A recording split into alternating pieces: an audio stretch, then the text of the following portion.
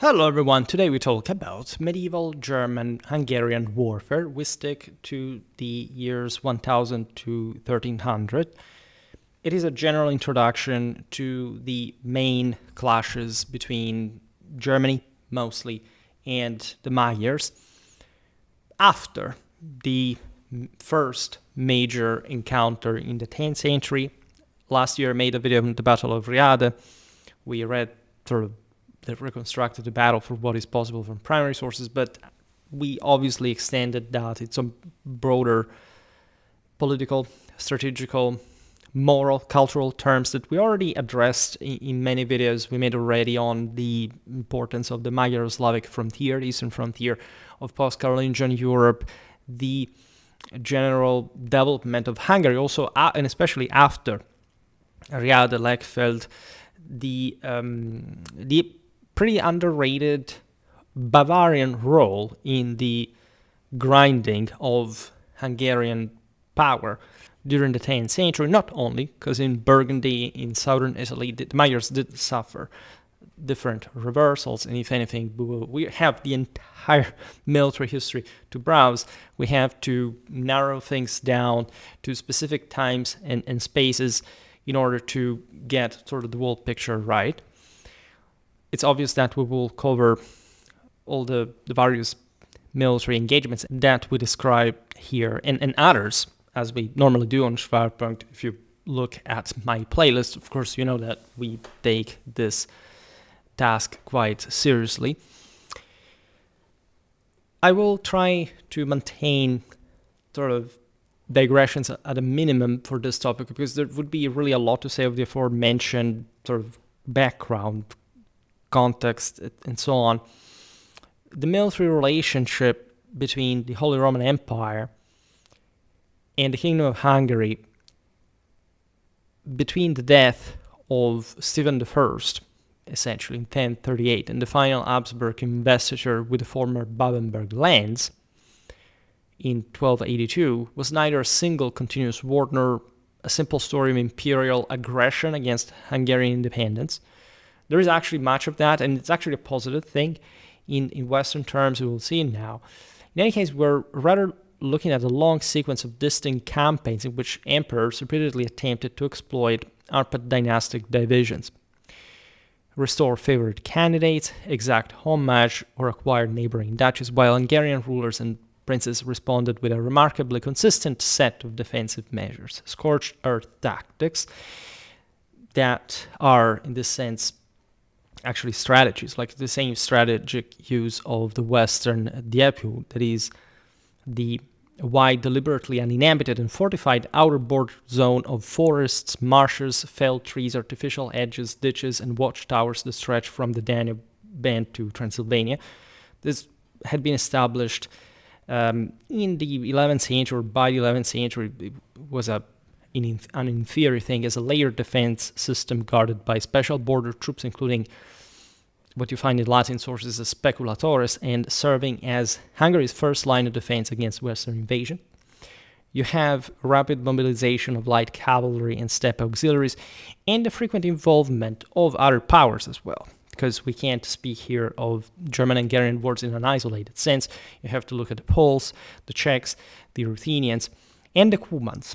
And we will see now all of this.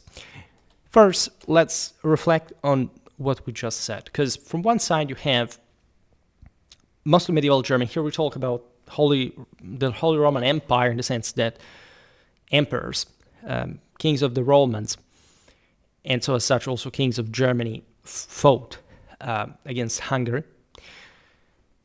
A very big power, as we'll see now, also in sheer terms of territorial extent, for which there were, as we just pointed out, also different players interacting, not just even in military terms, with the two, right, but also contributing to that process of westernization that Hungary was going under this period.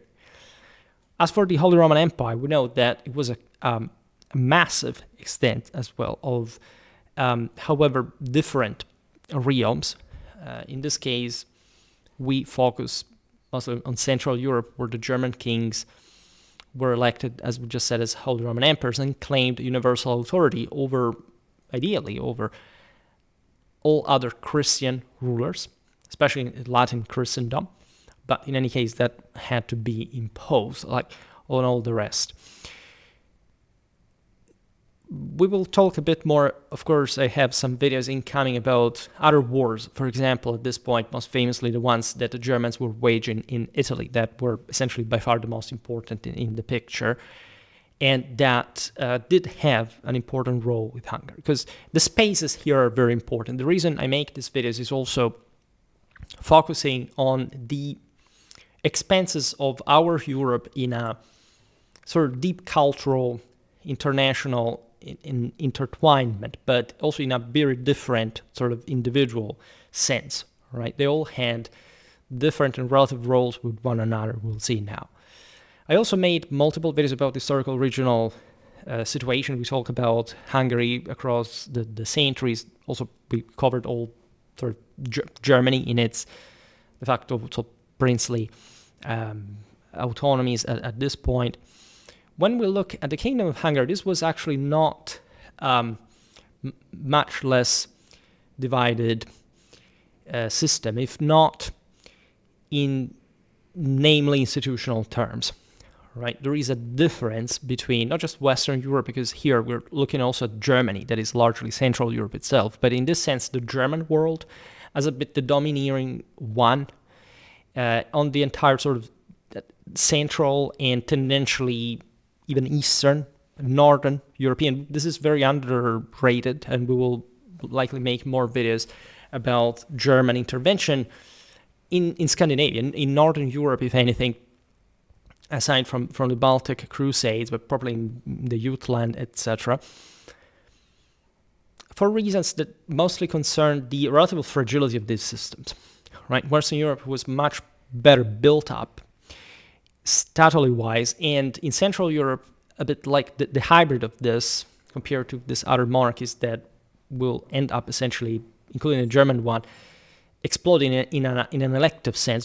Germany was the sort of master power, was the more dynamic, the one that had sort of the best soldiers, the best economy, the best organization, and that had the lion's share in terms of the so-called Ostsiedlung and so on. So we've seen similar patterns here, in fact, in the video about the German-Polish wars that give you a dimension of how also difficult it was to fight further east. There is also this aura of not invincibility, but still of commanding power that the Germans had displayed in properly crushing and taming the Magyars, turning them into sedentary Christian people throughout the 10th century, and finally with the start of Stephen I, Saint Stephen of Hungary.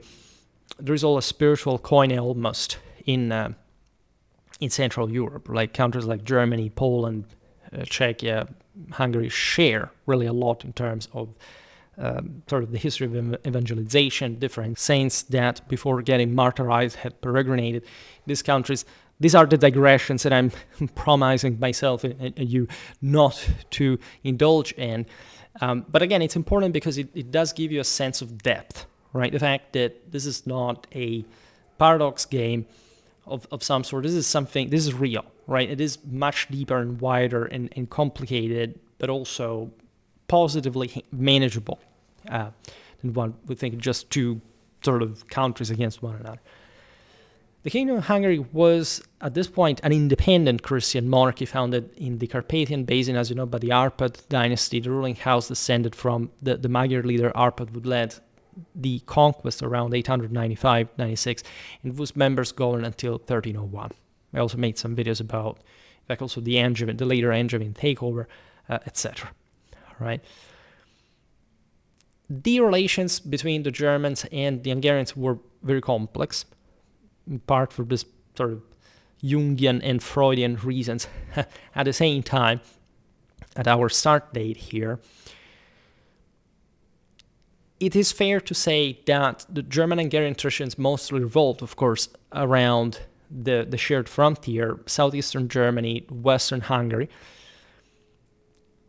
I recently made some videos about not just the Habsburgs, but the Babenberg as well. And the latter, as you know, had been establishing in the Duchy of Austria and the neighboring ones, especially in southeastern Germany, a incredibly developed seigneury.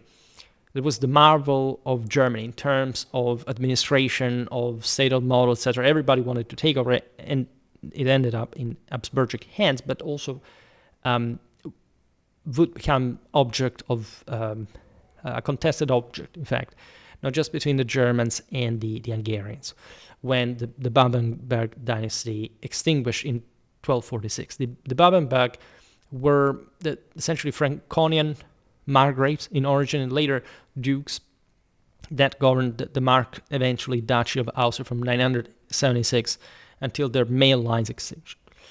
I made exactly a video recently about Frederick II of Babenberg, so if you're interested in the story, you can check that out. All right. Now, Hungary was not faring particularly well, as we were saying before, in terms of broader political and statal unity, cohesion, right? There were recurrent succession disputes within the family, often pitting senior and junior branches or cousins against each other due to traditions of seniority and appanages that mostly were dramatically exploited by the local Magyar oligarchs that essentially worked this profound undermining of a more central government. This was true, again, the history of Central Europe has a very long arc chronologically because it took a while before these states completely failed, but they fundamentally succeeded. Throughout this point, actually, so with the mounting up of the great medieval civilization, the Arpads actually do pretty well. We will see at some point also during the Mongol invasions. They recovered fairly quickly. They were really also a power to be reckoned with, but at the same time, there is some inherent institutional fragility, instability, and only with great difficulty a more concentrated monarchic power in Hungary will rise. When Stephen I died, where on August the 15th, 1038, his chosen successor was his sister's son, Peter Orseolo, right? Also known as Peter the Venetian, born roughly 1010, 1011, in Venice, in fact, nephew of the Doge Otto Orseolo, who had grown up, however, at the Hungarian court and commanded the royal army. Right? The Hungarian-Venetian relations at this point were very intense. Down the line, they will be increasingly conflictual because, of course, like Hungary consolidated to a degree, and Venice also on the Adriatic, essentially was a respect to the continental maritime dimension. But that's in fact one player who should, at some point, we could make videos like the Venetian-Hungarian Wars this period. Now, Peter had been formally designated as heir after the death of Prince Emmerich. This was Stephen's only son and original heir, who had died in 1031. And the blinding of the senior Arpad candidate Vadzul, that was Stephen's cousin, whose mutilation in the exile of his sons ensured Peter's succession. It was sort of very normal practice, especially in these lands, to take out, but not all these candidates and opponents at the same time. There is also a bit of a Byzantine flavor in Hungarian politics, telling the truth, but perhaps we will see it better in other cases, because there were lots of very intense Byzantine Hungarian wars too. Now, from the very beginning of his reign, Peter surrounded himself with German and Italian courtiers. There were really lots of Western knights in Hungary from all these countries, well, as far as England, Spain. The Hungarian kings were trying to concentrate by settling these other Western colonists of different types. There weren't just knights, there were priests, there were merchants, as we will see later, but this had always been the case also because of the nomadic legacy of the Magyars, of different tribes from especially the outer world, the outer universe across the Carpathians in the east. Peter dismissed Hungarian ispans, the royal county governors appointed by the king, replaced them with foreigners, introduced new taxes, confiscated church property because the church was deeply sort of privatized in Hungary, and so the oligarchies tended to control that, patrimonially speaking. This happened also in the West, but again, in Hungary there was a sort of a less gentle way to approach these topics, but also, in fact, greater pressure probably to do so. And in fact, Peter even seized the estates of Queen Giselle, that were, or Giselle if you prefer, the Bavarian princess from the Wittelsbach-related family, widow of Stephen I, placing her under guard even. So by 1041, resentment had reached breaking point. Nobles murdered his chief favorite, Budo, deposed Peter, and proclaimed Samuel Abba, the powerful Hungarian magnate from the Transtisha region, married to a sister or half-sister of Stephen I, through the early Arpad line king. We're not even fully documented, of course, about the whole genealogy and ancestry of these houses. Now, Peter fled first to Austria, the Ostmark, so what was at the time probably the Eastern Mark, later developing into the Duchy of Austria under the Babenbergs, that were essentially sort of separated from the broader Duchy of Bavaria. That was, if anything, the ethnic region that mostly coped with the Magyars historically. At the time, the Ostmark was ruled by the Babenberg Margrave Adalbert, 1018-1055, who expanded the Mark against the Hungarians and was Peter's brother-in-law through marriage ties, and then to the court of Henry III, Henry the Black, King of the Romans, 1039-1056, Holy Roman Emperor, 1046-1055, again known as either the Black or the Pious, who reached the peak of imperial power by asserting suzerainty over neighbors like Hungary, as we will see now. And this is the broader point. The relations between the Germans and the Hungarians, also in terms of broader imperial hegemony over these other Central European lands, were not novel. Right? We are in a time, we are very early in time. These countries are also quite primitive in nature. And we know ex post that nor Hungary nor Poland will come to be wholly Roman imperial subjects.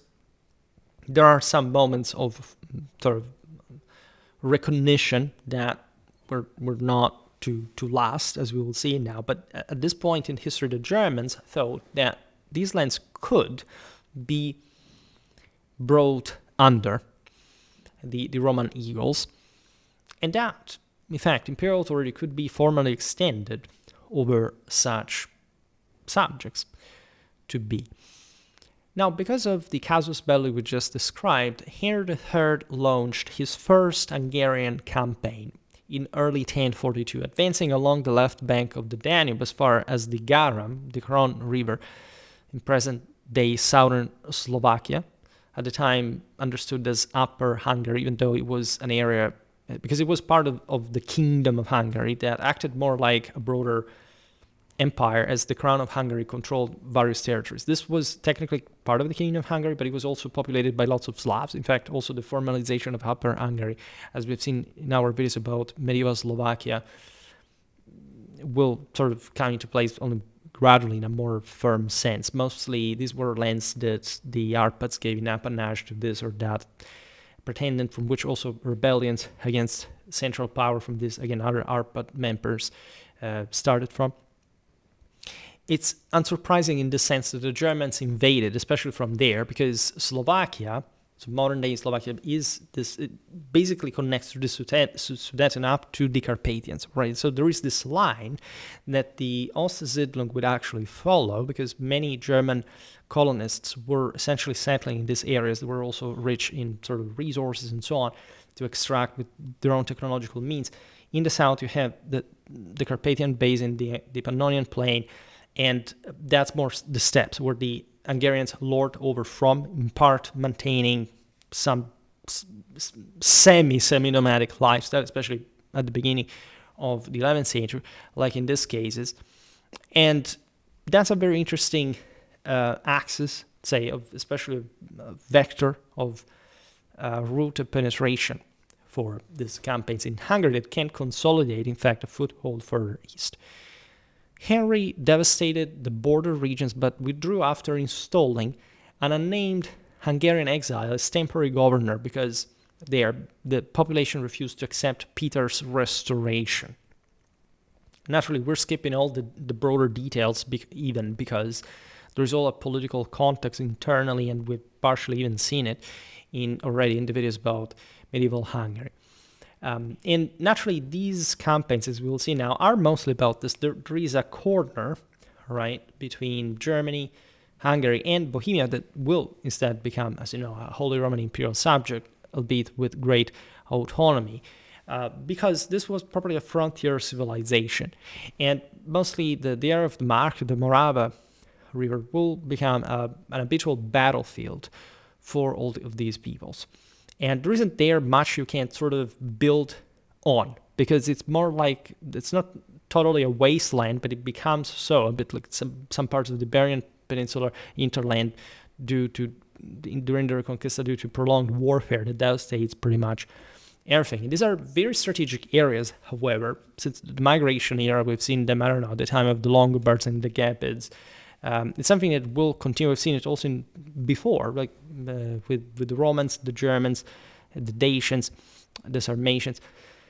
So there is a very rich history, especially before we mentioned the speculatores, that stands for skirmishers, especially mounted ones in this context, that naturally owed much to steppe legacy, especially of the Magyars, but also of those auxiliaries like the Cumans that at some point even the Germans will use. We shall really talk in depth about Cuman military history. Now, 2 years later, we're in 1044, early summer, so at the beginning of the season, Henry returned with a much larger army and was joined by numerous Hungarian lords who had defected from Samuel Abba. On June the 5th, the crushing battle took place at Menfu, close to Győr, the strongest royal fortress, by the way, guarding the western approaches to Transdanubia. Samuel Abba's army, though larger, disintegrated under the charge of German heavy cavalry. Right, this is a very important aspect systemically that we will explain now. Many of Samuel Abba's troops simply melted away or changed sides during the battle. We will never fully know what happened. We are, again, in the first half of the 11th century. We can't adequately reconstruct the tactics of the important clashes in the West. You can imagine, like in this sort of savage land. Let's be honest about it. And we know, however, through the pattern of later German-Hungarian warfare, also tactically speaking, we described it at some point for both peoples, a great deal of mounted warfare, mostly in harassment, but finally managing, especially around sieges, like in this case, to concentrate forces, to pin them down, and to eventually attack them in pitched battles, were German cavalry. It's essentially Western cavalry. It's a post-Carolingian Western model, like gradually evolving, because not even the Germans are so heavily or radically mounted compared to the Western Franks, but even still at this point, Western cavalry often dismounts. We are in the same era of Hastings, basically. You know what we're talking about.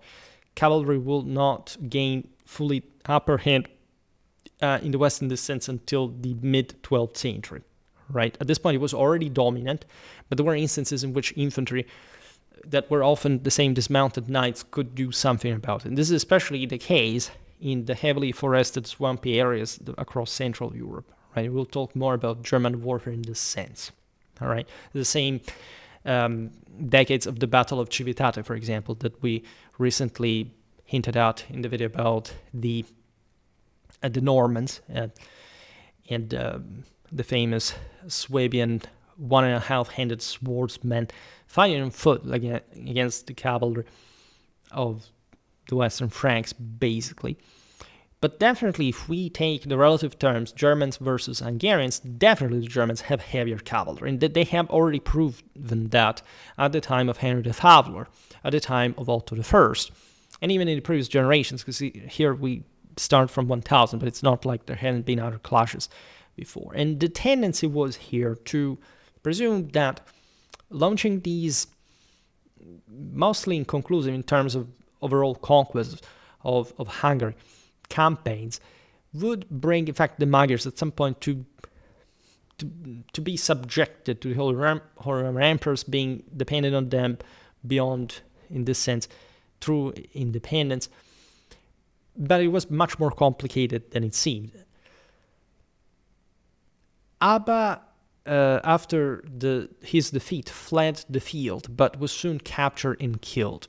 Henry III entered Székesfehérvár, the royal basilica town that served as coronation and burial place of Hungarian kings and seat of the cult of the Holy Virgin, patroness of Hungary, in triumph. This, spiritually speaking, was an enormous deal.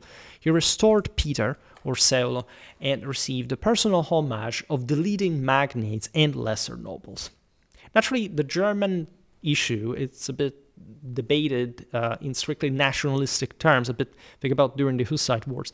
However, it's very important, right? As we've seen, the westernization of the Hungarian court, of royal troops, etc., was a major reason to fear for the oligarch, for the Hungarian, the ethnic Magyar magnates, you can properly say, this attempt of power concentration.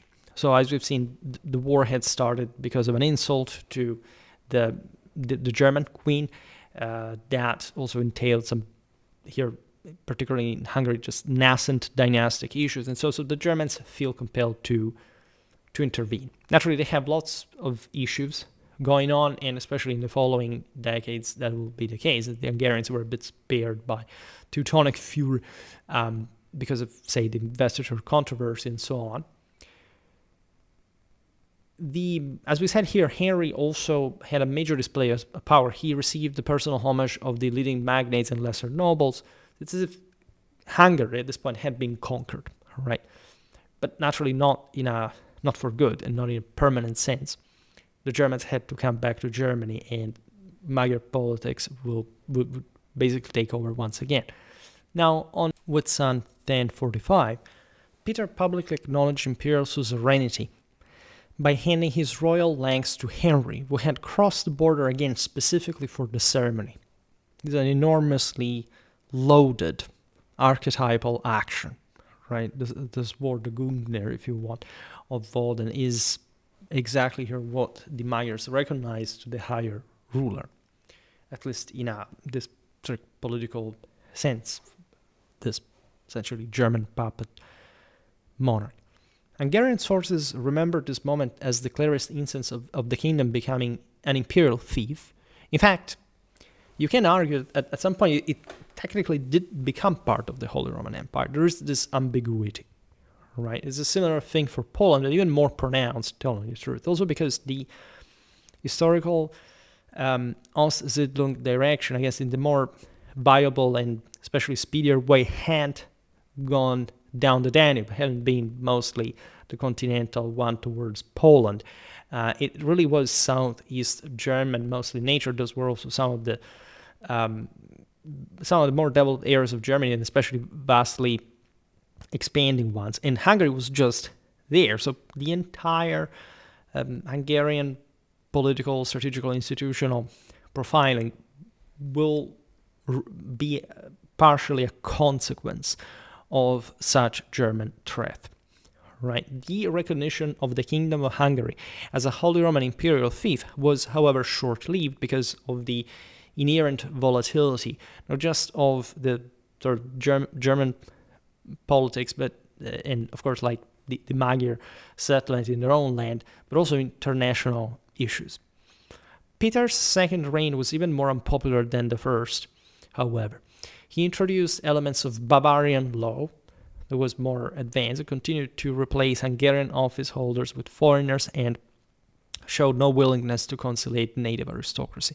In 1046, a vast pre-Christian, by the way, uprising erupted, supported by Vasul's three exiled sons, Levente, Andrew, and Bela, who had returned from Kiev, the capital of the Rus, these Slavic, we can't call it federation, like we're Grand Principality, where these Magyar exiles had lived since 1031 because of all the turmoils happened at home.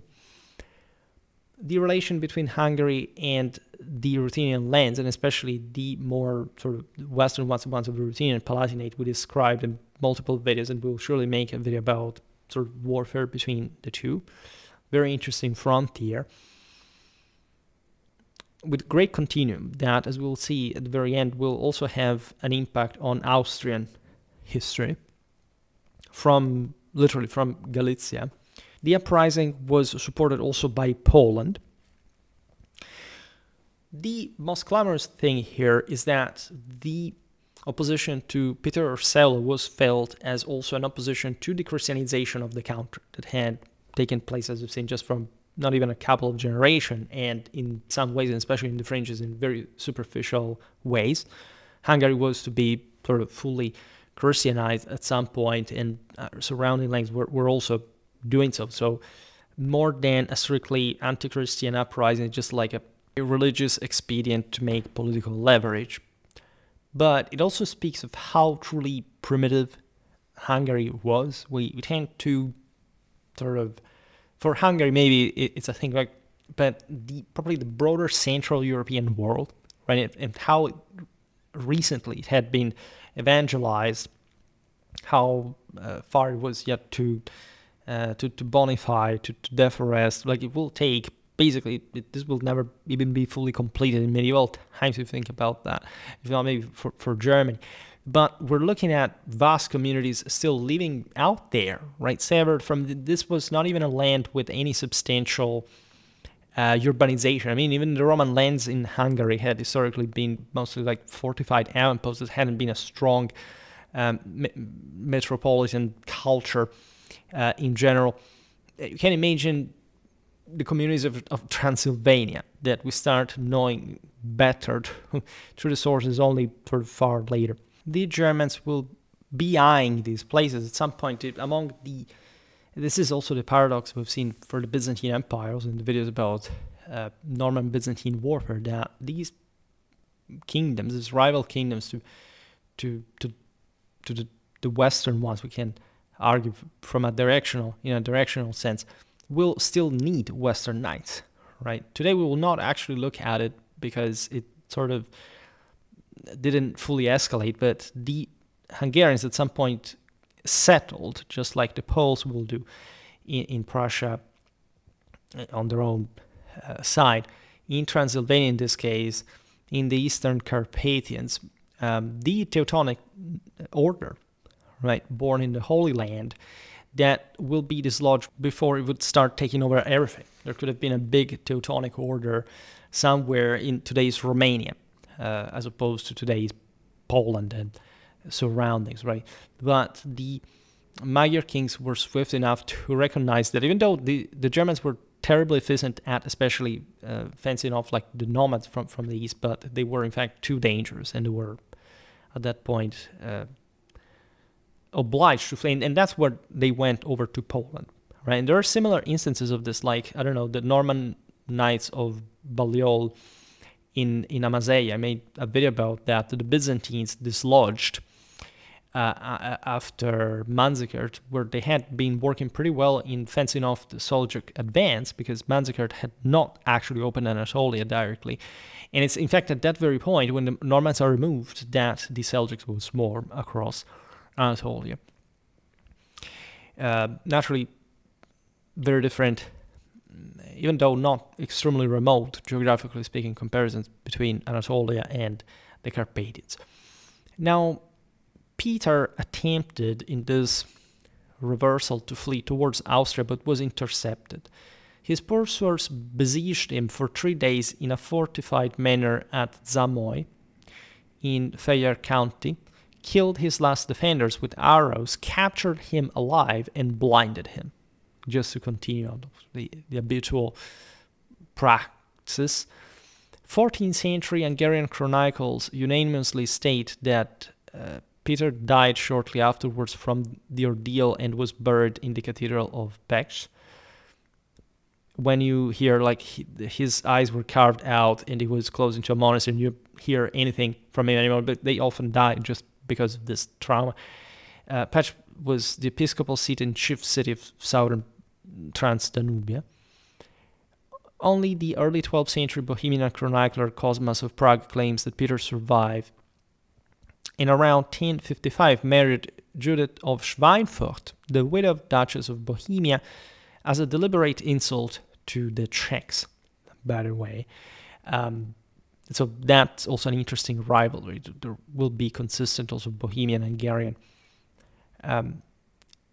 issues with the Germans as well. Now, Andrew emerged as the victor in any case, crushing the pre-Christian revolt. In fact, putting down the insurgents, restored Christianity, because in any case the kingdom could not go on without that, and was crowned as Andrew I. So again, these radicals were just the useful idiots of the French that you use just to come to power and then repressing them afterwards, as always. Andrew I, ruling between 1046 and 1060. This uprising was quelled before the very end of the first year of reign, so again, a useful expedient, not something more serious. Henry III immediately renewed pressure, demanding annual tribute and faithful service from the Magyars. Frontier skirmishes broke out in 1050. In August 1051, the emperor invaded, again, Hungary on two axes. The main column under his personal command advanced through Styria into Transdanubia, so he took the route south, while a second force under Bishop Gebert of Regensburg secured the Danube and transported supplies by ship in the north. Right, it's a very interesting operational context, almost reminiscent of Charlemagne's great invasions of the Avar Khaganate. It's very interesting in continuity because literally, like, those wars had been waged in very similar ways, strategically, logistically. Andrew and Bela, whom Andrew had recalled from Poland in 1048 and invested with the, quote, Tertia Pars Regni, centered on Nitra. We are in Upper Hungary, in Bihar. So this was, again, the traditional ducal third granted to a junior Arpad prince, historically the Nitra Bihar Principality. I also made a video about that entirely. Evacuated the empire population from the line of march, destroyed all foodstuffs, poisoned wells, and withdrew behind the natural obstacles of rivers and marshes.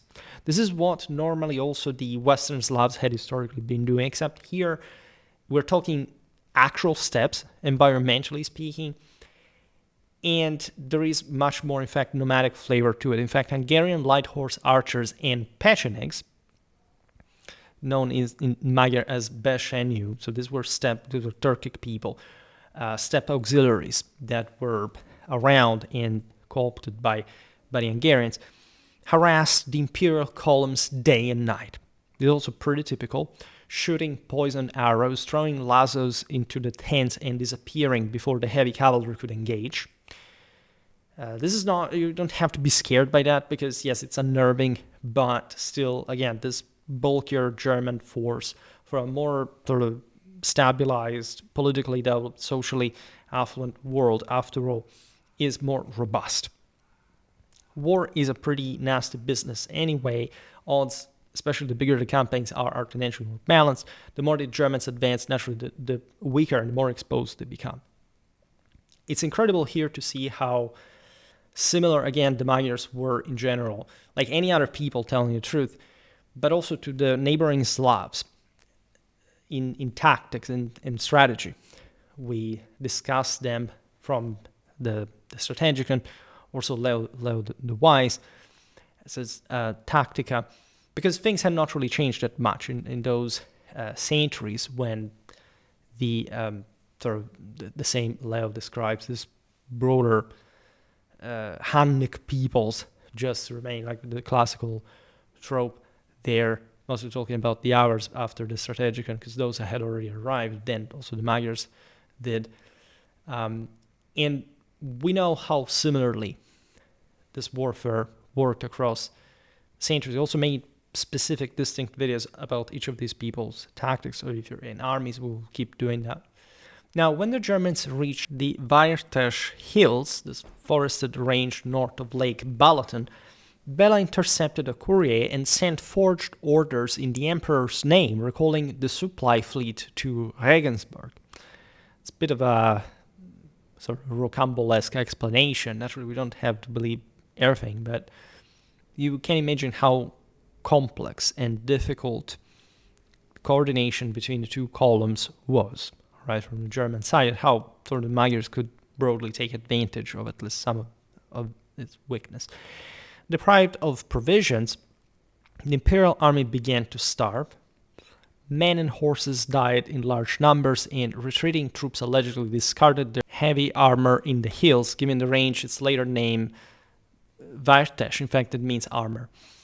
And you would say, but how did... This is a bit of a fictional account, because, again, it's not like we know what actually happened day by day and in sort of accurate strategical terms in a campaign in Hungary in the mid-11th century. But some patterns are sort of meaningful, like marching ahead was increasingly difficult. There was a great attrition. At some point, withdrawal was necessary. We've seen this in many battles. In any case, whenever you enter the sort of difficult territories, especially the steppes, and logistical lines are stretched, supplies are dwindling, and so on. And also, there is this constant harassment, especially of those connections, through these forms of horse archers of the steppe. Like, you, at some point, need to say, okay, stop, we can't go beyond this, and withdrawing. Doing so in an orderly fashion. However, you're being harassed during the season under the European sun, that even in Central Europe in summer is pretty intense, and exhausted by the continuous skirmishes, sort of very morally pressured because you fear that the force is melting away at some point. Some units would have to flee faster just by literally getting rid of their own armor, sometimes even just because of the sun's heat at Semilia. It was incredibly crushing, right, psychophysically. In 1052, Henry attempted a second invasion. This was the way to go, right? Charlemagne dodged against the Saxons. It may seem to us, especially ex post, that all these campaigns were worthless, but this was the right policy and strategy to pursue at the time, right? It was the right gamble. Naturally, yes, at some point there would have been mistakes, and the Germans could have won more, in any case, than what they did. In 1052, you have the second invasion, laying siege to Pressburg, that, as you know, is the German name for the modern Bratislava. The Slovakian capital today, it was at the time the strongest Hungarian fortress on the middle Danube bend. It was an important place because back in the day, the Magyars had massacred many Bavarians in a major battle at the end of the 9th century, and it was a bit like the symbol of sort of German redemption in that sense. A skillful Hungarian swimmer named Zotmond, the legend says, sank the imperial ships on the Danube by night, cutting the besiegers' supply line completely. You can imagine a lot of infiltration actions like these. By the way, this is absolutely typical. Commandos at night in this difficult terrain, marshy, swampy, like not well known by the Germans themselves. Pope Leo IX in all this personally intervened, threatening Andrew with excommunication if he did not negotiate, but also pressing Henry to lift the siege.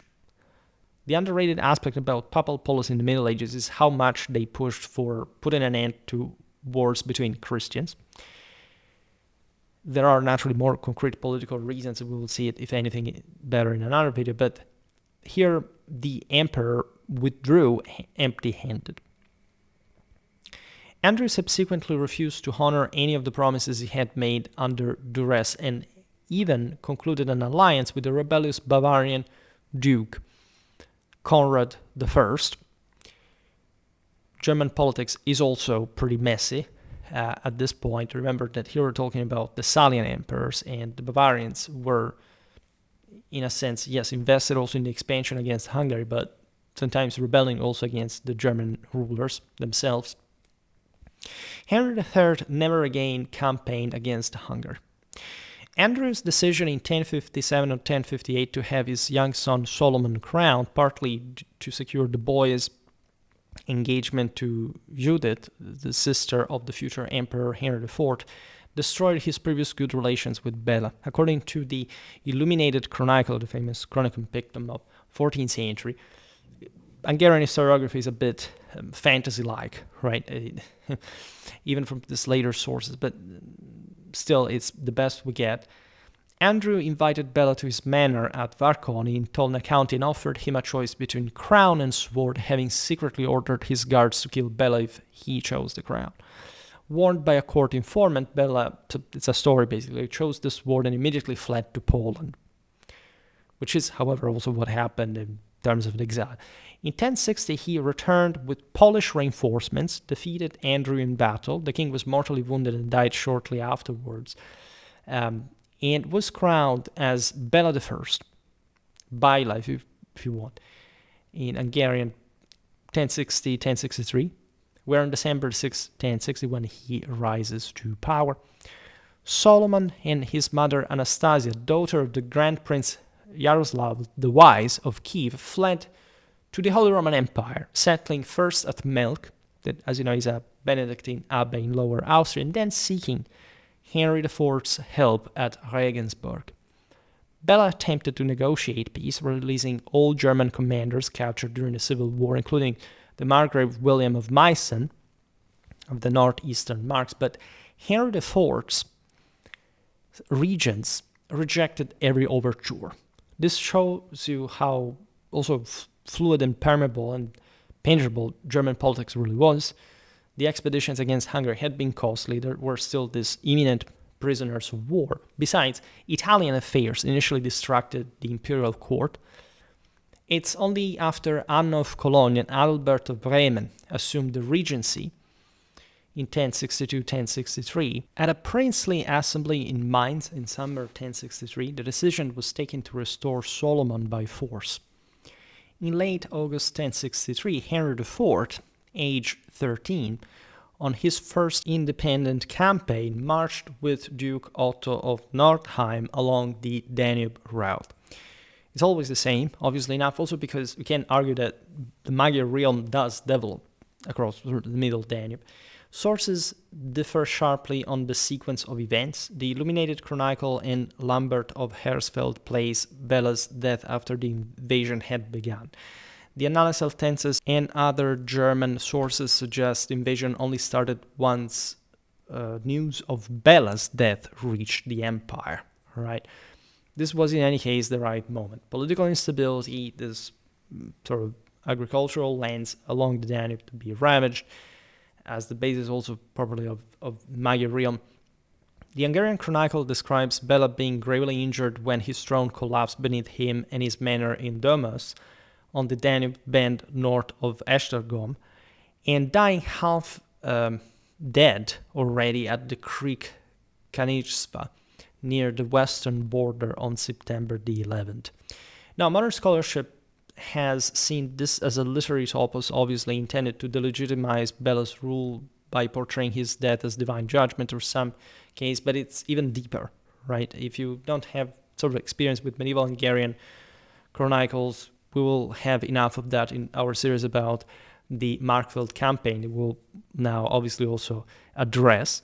Whatever the exact timing, Bela's son Gaidza, later Gaidza I, 1074-1077, king of Hungary, Ladislaus, later Saint Ladislaus, 1077-1095, canonized saint who strengthened the kingdom and occupied Croatia as well.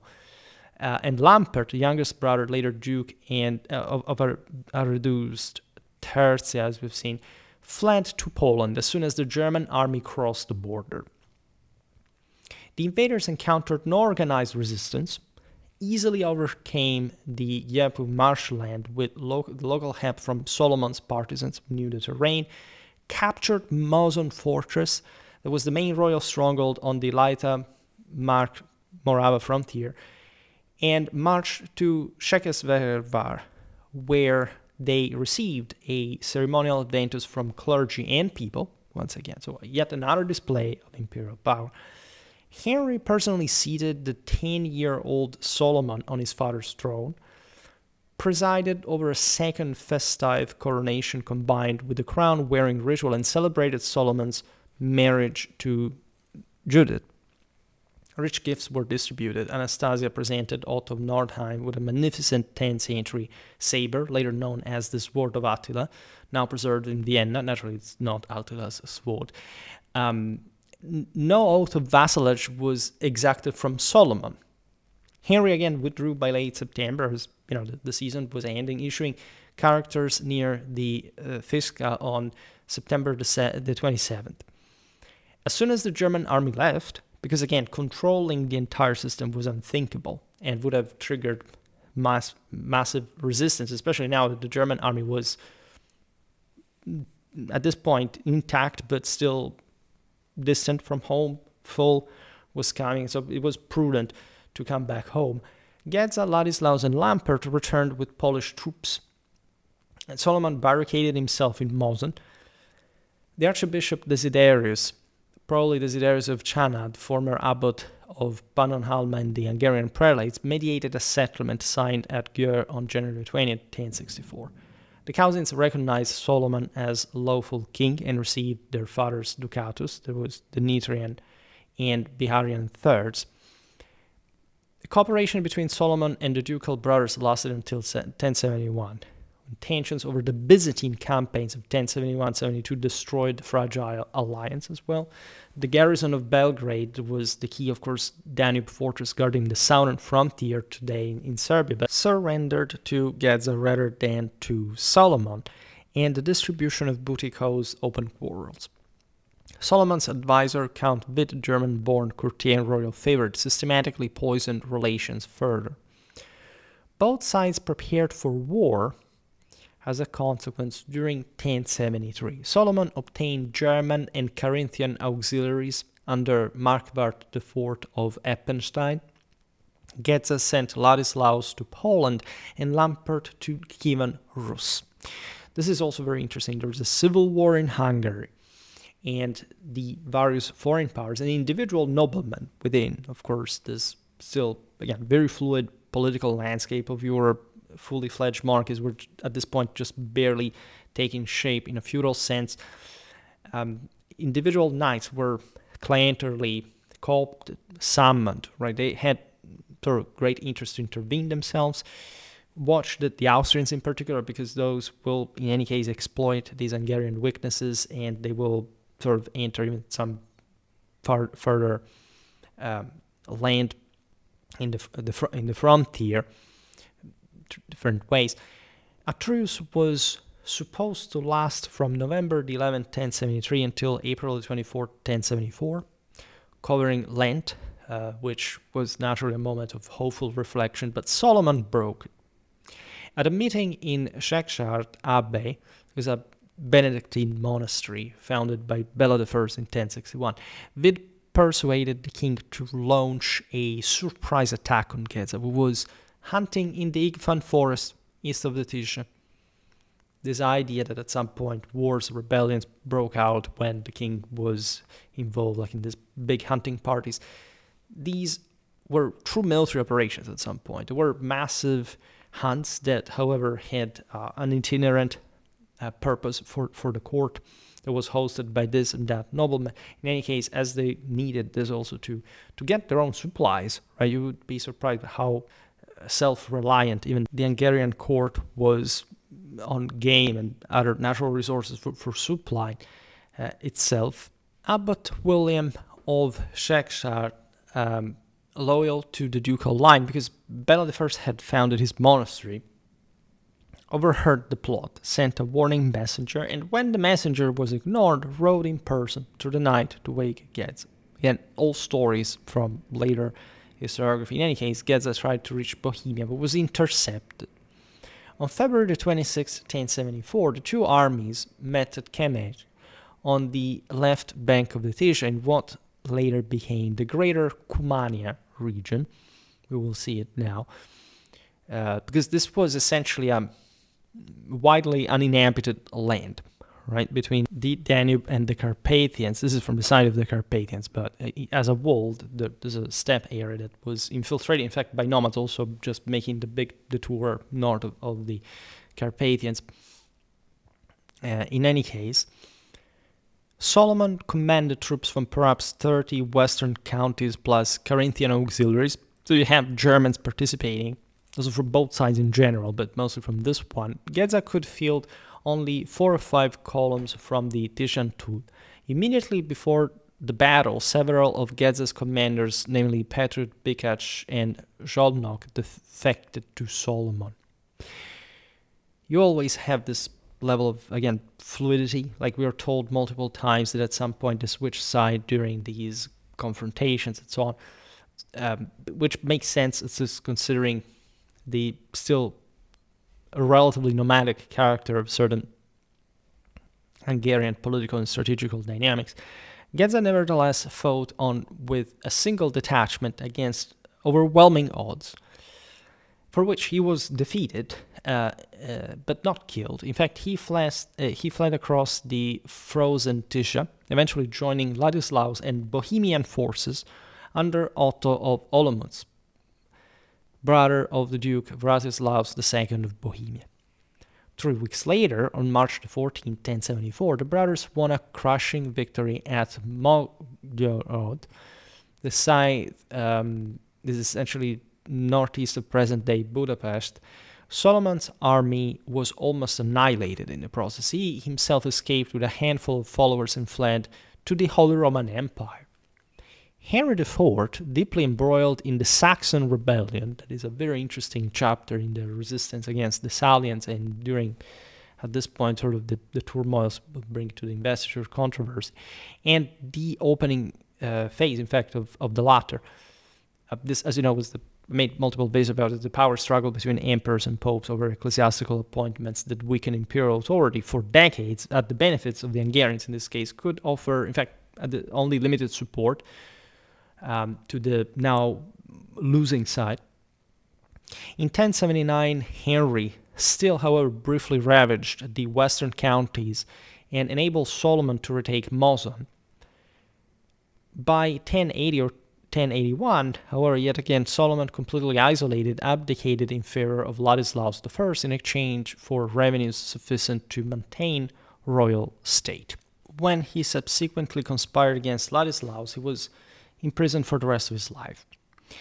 And here, an important chapter of the German-Hungarian Wars ends. Like it's a era making multiple centuries, basically not completely peaceful relations, but the reigns of Gedza I, 1074, 1077, St. Ladislaus, 1077, 1095, Koloman, 1095, 1116, Stephen II, 1116, 1131, and Bela II, 1131, 1141, so no significant German invasions. Right, the empire's attention remained fixed inward for half a century. Right, this is very important because it allowed essentially Hungary to recover a great part of her autonomy. Hadn't it been really for the investiture controversy, the later issues emerging in Italy, and various other sort of internal problems in Germany that followed from that, probably Hungary would have been, if not completely overrun by the Germans, but surely would have been severely eroded. The Germans were much more interested in Hungarian affairs, I mean, just comparatively, we've seen it many times, than Polish ones. Right? Hungary now was more on the defensive. Differently from Poland, that had sort of a bit of an attitude, telling the truth, they also managed, also Bohemia at some point, to launch, also pretty fairly late in time, some incursions into Germany. Hungary is now something very, very different. Also because there is this massive layer of southeastern German expansion that prevents basically the Hungarians to even think to wage war into, I don't know, places like, say, Bavaria in a narrower sense even.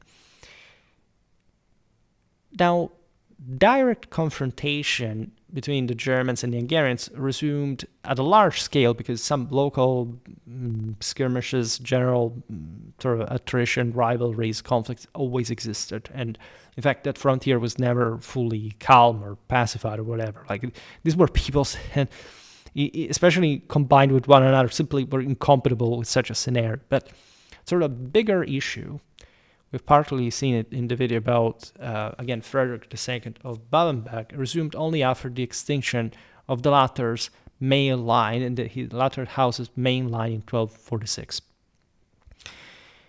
The Duke of Austria, Frederick II the Quarrelsome, 1230-1246, was as such probably the last male Babenberg Duke, not just of Austria, but also of Styria. He was known for his conflicts with neighbors and the emperor.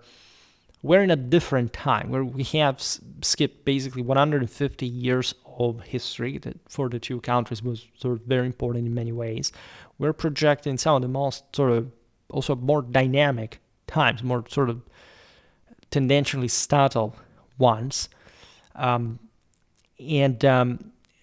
Frederick II fell, as we've seen in the video, on the Leitha battlefield, fighting Bela IV. King of Hungary between 1235-1270, was a great ruler of the era, who rebuilt, in fact, the kingdom, as we were saying before, after the Mongol invasion of 1241-1242. Bela briefly occupied Austria as a consequence and parts of Styria, styling himself Duke. At this point in history, what we said before, like an ethnic invasion of Germany, was not feasible. Most of what was happening at the time was essentially some degree of dynastic substitution, right? Feudal merging. In all of this, by the way, there weren't just the Austrians, the Styrians, sort of the Germans broadly, that all had their own issues, and they were sort of siding at some point with one power or another. Vienna was very much trying to sabotage the establishment of a feudal state like the Babenberg one and later the Habsburg one by supporting sort of more distant rulers. And that's where, in fact, Ottokar II of Bohemia, the other big power here, comes into place. The Przemysl king ruled between 1253-1278, and they had been married to Babenberg heiress Margaret, because there was this disputing female line. The Bohemians had gotten one, the Hungarians and their sponsors and others, we will see now, because they weren't the only one involved in this. There were even the Ruthenians. So a great race succession to this massive Babenberg inheritance estate. Ottokar seized both duchies by right of his wife. He was the stronger power in the moment. Made a video about him also recently. This summer we highlighted the universal character and sacred nature proper of the Przemyslids rule, especially at this point. It was naturally a very peculiar context in Germany. We're looking at essentially the Great Interregnum phase. I made videos about that. If you're interested, I have a pretty big medieval German history playlist. You can check out, but also a Bohemian one for that matter. So this massive power vacuum was largely filled by these rulers, truly a Mittel-European one, right? He went over to find Königsberg. That was properly titled after him during the Baltic Crusades. He succeeded to this massive estates in southeastern Germany with some possessions even up to northern Italy. He, at some point, even sort of had the ambition of subsuming what was becoming the full protector of the Teutonic state in lieu of a German ruler. Big stuff, and if you check out those videos, I will post everything in the links, top fix link down below. Shows you like how, like the Golden and the Iron King it was called, right? For his magnificence and military involvement. And in July 1260, Ottokar inflicted a heavy defeat on Bela IV at Kressenbrunn on the Morava River. Always the same places. It was a big feudal battle where the Hungarians were crushed and evacuated Styria the following year. Stephen V, co-king 1246-1270, sole king between 1270 and 1272, son of Bela IV, renewed the contest in 1271, capturing several fortresses along the Danube and raiding deep into Bohemia. But a Bohemian counter-invasion forced a peace at Pressburg, whereby Stephen relinquished all claims to the Babenberg inheritance. This is interesting because it wouldn't be the last time during the Middle Ages that the Hungarians will invade Bohemia.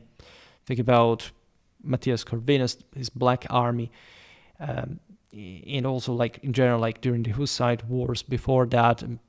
There's all an interesting history because the frontier, as we've seen with Upper Hungary and Moravia, is quite permeable in many ways. Ottokar, however, was the stronger leader, had a greater political stability and reach at that point. It was the acme of its power, so that the Bohemians, the Hungarians managed to score back this, sort of to show like we are still strong and powerful. As a tail strike, again, Hungary is immense, especially the crown lands as a whole, but they are fragmented. They're not as compacted as what Ottokar is creating, especially on a city base on Prague, on Vienna, that support logistically also the Bohemian army in these operations along the Morava, as a matter of fact, against the Hungarians, because the Hungarians are sort of the less desirable, right?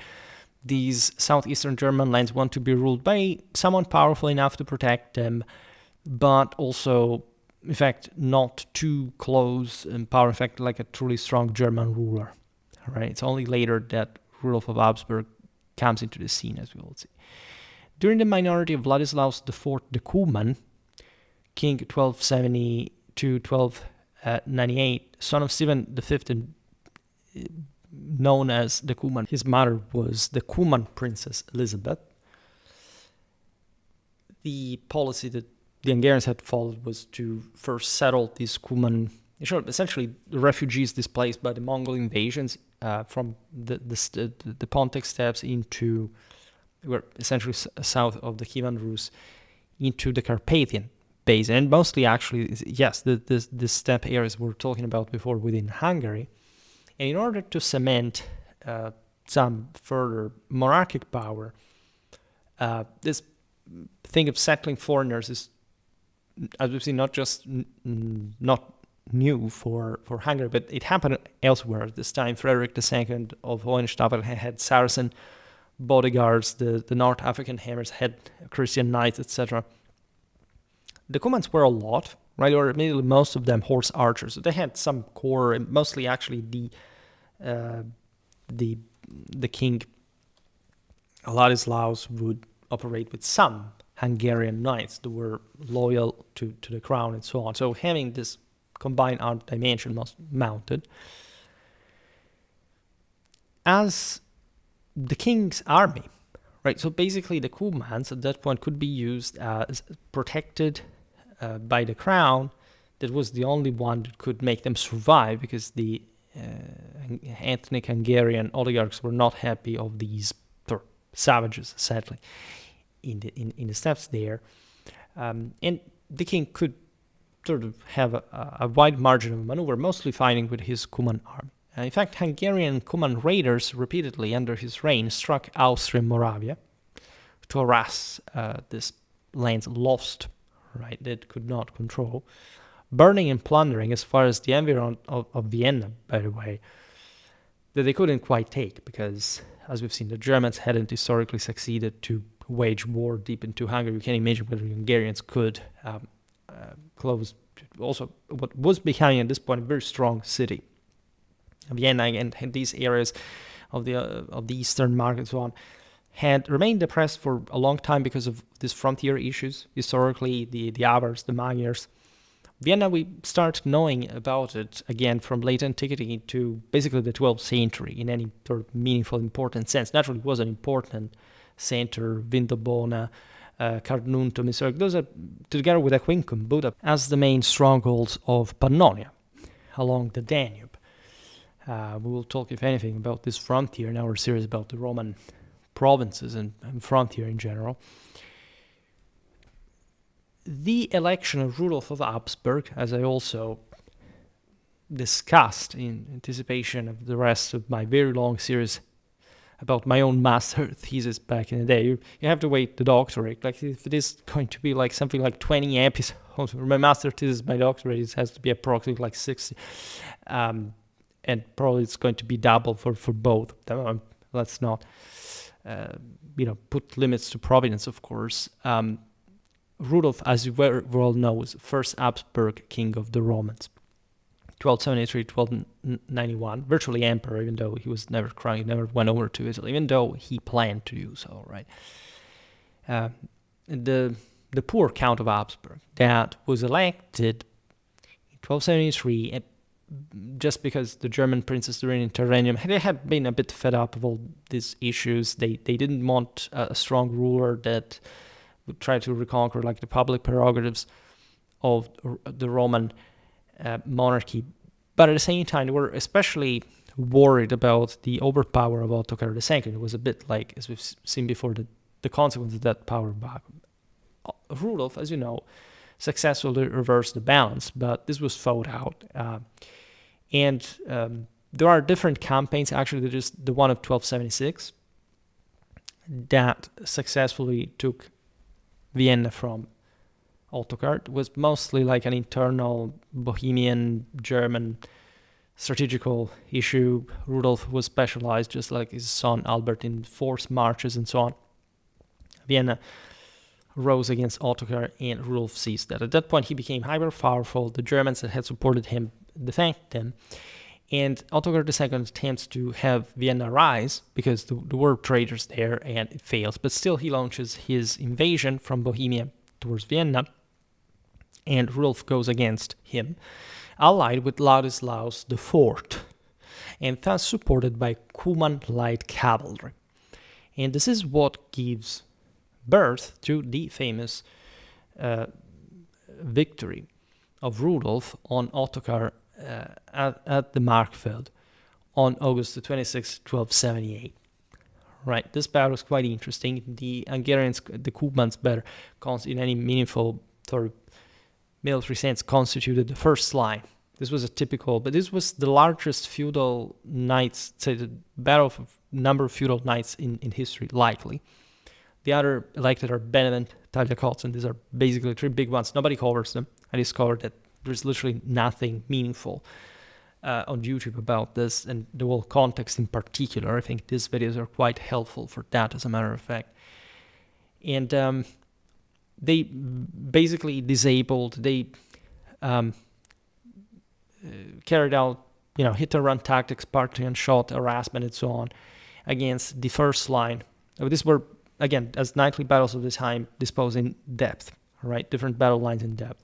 The Bohemians and the Moravians are sent from the fort in the front line, because technically it's the honor of battle, but Ottokar actually wants to get rid of them because he trusts way more his German mercenaries than his own Czech nobility. That is, in fact, basically put out of combat by the Cumans, that, however, are light infantrymen, so light cavalrymen, they can't simply push further, and they actually defile themselves in open order because they're lights to go back at the enemy army, plundering the camp. So that they didn't seemingly have any other role than this for the Hungarian involvement. In fact, it doesn't seem to have done well. It was enough, was generally speaking at this point in favor of the Bohemians. It's said, but this battle line clash at the beginning, it was a plus for General Rudolf's side. Then Ottokar comes in with a second force of his Saxon Brandenburg mercenaries and so on, and they crush the Austrians, the Styrians, the Carinthians, and then they go on attacking Rudolf's Swabians. And at that point, there is the moment in which Rudolf almost gets killed in the melee, but there is a flank attack that destroys Ottokar. Then he is captured and killed on the battlefield. Right, not quite in melee. Afterwards, there is all the story that he had so many enemies in Austria, the people he had killed, and they took him and killed him. So the subsequent, what this opens to. Now I'm being carried away by, of course, my now too far master thesis memories, but in any case, we're talking Hungary. What matters is that after the Battle of Markfeld, the entire Bohemian thing collapses. All right, it had been temporary in nature. It was a substantial power. It would remain it for a while. but Ottokar's son is a kid. Also, in fact, Rudolf and Ottokar's children would marry. We talked about their descendants, even in other branches. For example, Ludwig the Bavarian, Frederick III, and so on. In any case, what the Battle of Markfeld causes is the subsequent Habsburgic investiture with Austrian Styria on December 27th, 1282. This basically concludes the long cycle of German-Hungarian wars over the western frontier and the Babenberg lands. Across these 2.5 centuries, the Holy Roman Empire repeatedly intervened militarily in Hungary, as we've seen, especially in the first part, to restore Peter Orseolo in 1044, to repel Andrew I in 1051, 1052, to install Solomon in 1063, to support him again in 1074 and 1079, and finally to contest the Babenberg succession after 1246. And until, for 30 years, basically, it would be not continuous, but sort of pretty intense clashes between the two sides. The area was tentatively destabilized. So what can we learn from this? Well, despite occasional battlefield victories and moments of acknowledged suzerainty, no Holy Roman Emperor ever succeeded in reducing the Kingdom of Hungary to lasting vassal status or incorporating its territory. At some point, they were de facto under the Holy Roman Emperors, but in ways that at some point had been shared by other peoples that eventually were not even included within the Holy Roman Empire. Now, Hungarian defensive depth, scorched-earth tactics when facing heavy cavalry is really typical. The Hungarians were not so well politically and socially structured to even just like have a robust military based on Western model. They were more ethnic, tribal. They had these range accents from the steppes. The Hungarian knight was well westernized by the time, say, of the Battle of Markfeld, right? But there are some steppe characteristics, as we've seen, in fact, also in the video about the general Hungarian warfare of this period, and also the Bohemian one, even that far, that shows you how the steppes really end in Hungary, or in Germany almost. And this is not merely, a complete geographical boundary. There are Cumans running around, also in the following centuries, especially in places like Slovakia, and they're very difficult to handle. And by the way, you say Cumans, but it could have been any other Turkic people at some point had war bands to plunder. And so this thing even continues during the Ottoman period, right? If you think about that, we shall come back talking a bit about the Turkish wars as well.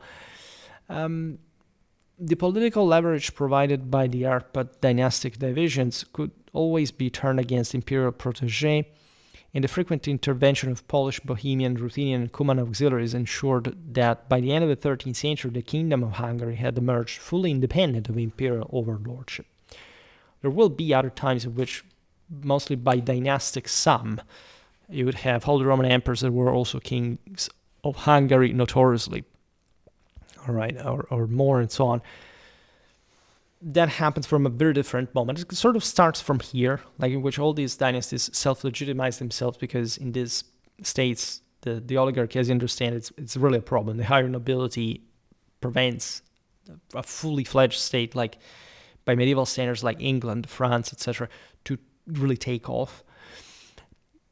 And so there is mostly a dynastic, privatistic, oligarchic reconnection of the elite, of royalty, and so on. And it's something that we will see mostly for the later Middle Ages. Again, we talk warfare here, as you understand, mostly. I should maybe title it military history. But at the end of the day, it is that, because military history stresses more like in a title, the evenementality of the thing. And this is essentially what we're doing here. But also in hierarchical terms, it's not like we have to list necessarily. Some videos we can't even do it, but we've already done it for this protagonist of today's video in particular, as far as, the combat styles of these peoples and so on, right? We also haven't made as many videos about medieval Hungary, medieval Germany really a lot, right? But medieval Hungary requires a bit more of attention, because it's, I don't know why we sort of talked about it less over the years. It's difficult to talk about Hungarian. Well, we have all the videos that we want if we want, right? And we'll see how to cope with this. I, at some point, will have to really look a bit at other videos, but these really help. This really helps. There is really a very consistent level of sort of framing, especially in a dimensional direction, that does serve a particular purpose. I know that you like medieval history more, or certain particular things about ancient and so on. So we're gradually getting there. We really have to get to the point we fully give at least a normal backbone to this whole